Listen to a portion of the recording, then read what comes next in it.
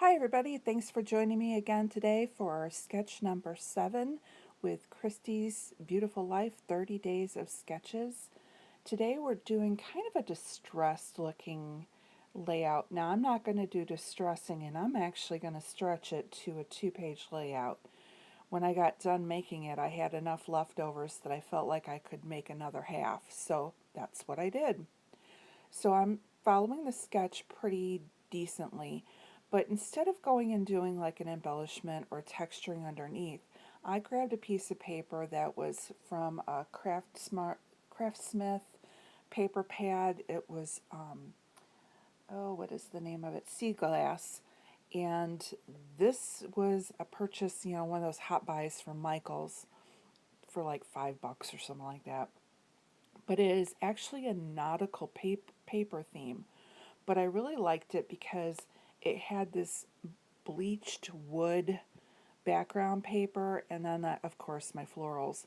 And I am scrapping pictures that were from the 1880s village that was on our trip to South Dakota. And so you have all these old wooden buildings that are all that sun-bleached wood.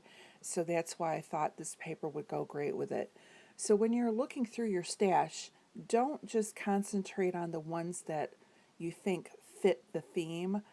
Look at outside the box, because sometimes you can find papers that will work even in other collections like Christmas or birthdays for an everyday layout, or in my case a vacation page.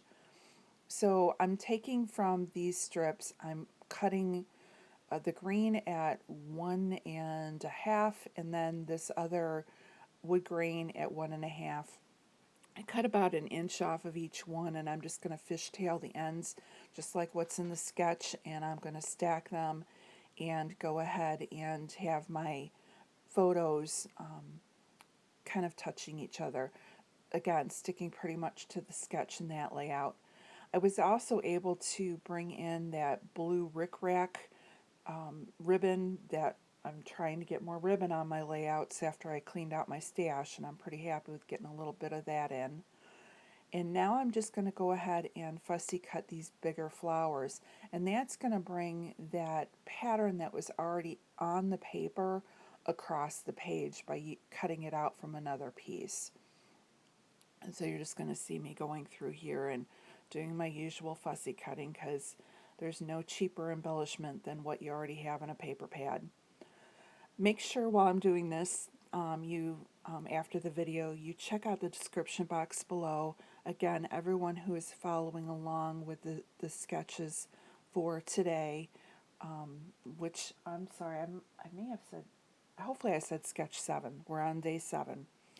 Anyways, all those sketches will be in the description box below. And again, Christy is following along every day.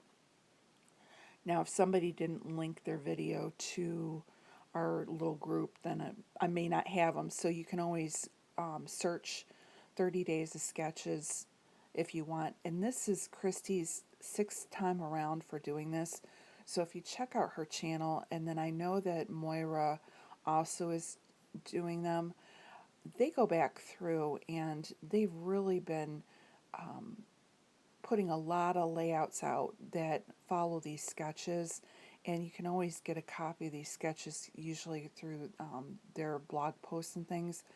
I really recommend it. They've been doing this for a while, and it's a great way to get some projects done. In this case, I'm just trying to get my South Dakota album done, and these sketches are really helping.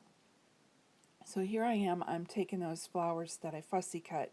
Instead of going on the top left like in the sketch, I'm pulling mine down and I'm putting them in that little divot that's was made with the pictures, and kind of filling it in. And again, you can see how it brings that floral across the page.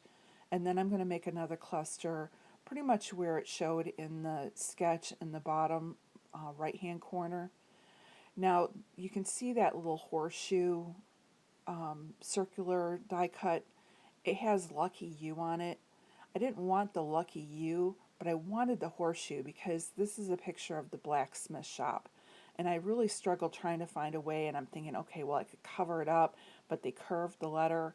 And then I realized I can cover up the word you and just have lucky, because we all know that a horseshoe is considered to be lucky. So I was able to tuck that in under those florals. And then I'm just taking like this little arrow and I'm going to put that on there.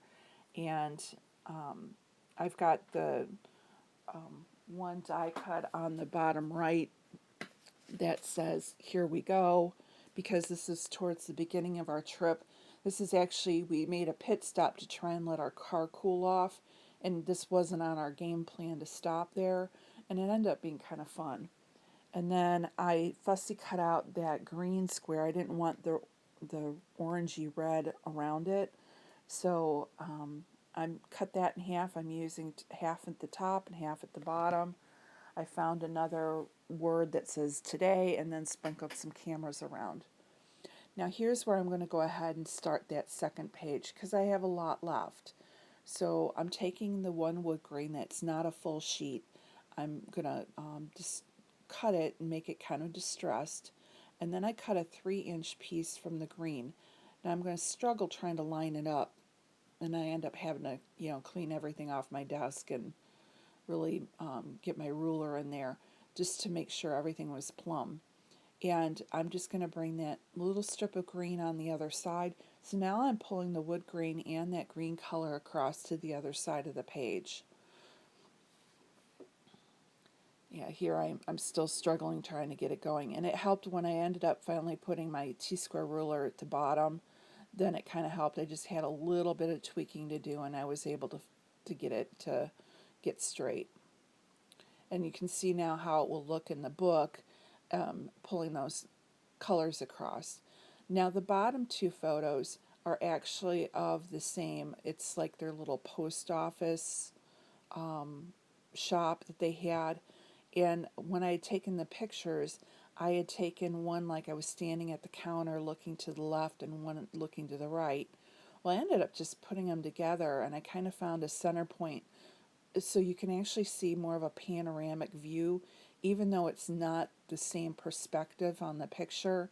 I'm okay with it because you kind of get a general feel of what the whole room would have looked like standing back at the counter. And again, it's my photo album. I don't care that the counter doesn't perfectly line up. It's not going in an architectural magazine. It's just for me to remember this trip in this building. So I grabbed the little placard that talks about the 1880s village, put that up there. I have the store of this mercantile post office up there, and now I'm bringing that ribbon again, the rickrack, over to the right hand side now. So now that mimics what I had on the other page as well. And I didn't have enough to mat all of the photos, so I just went ahead and matted the one that I made to look like a panoramic. I did that in the blue, and then the little piece that I had left, I just ran the strip across the upper right, and that brings that same blue color across too. So now you've got the colors all running from one side of the layout to the other. And I think that's a big key when you're trying to make a double page layout. They don't have to look the same on each side, but when you pull elements across, even if they were different events, you can kind of make them coincide and look cohesive in the book just by the color tones that you put in there. So I'm going and fussy cutting a couple more florals out, and I'm just going to kind of build a floral cluster on the top of that one of the building. And I still have the two little ones left. Now I had this compass, and on the top of the compass it says, "Not all who wander are lost." And this was one that I had just printed on my own computer years ago. I want to say it was a scrapbooking cards today free printable. And so I put that up above, and then I tucked in the blue flowers, and then I had that kind of a blue tag. I'm going to tuck that in. And then the last thing I'm going to do is tuck in one more fussy cut flower, and glue them all down, and my layout is done. And so very quickly, I was able to, through this sketch, be able to get a double page layout done for my book. And I'm really pleased with how it turned out.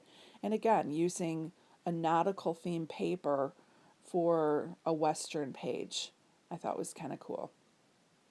So I'm just going to clean these up real quick and kind of show you the two together.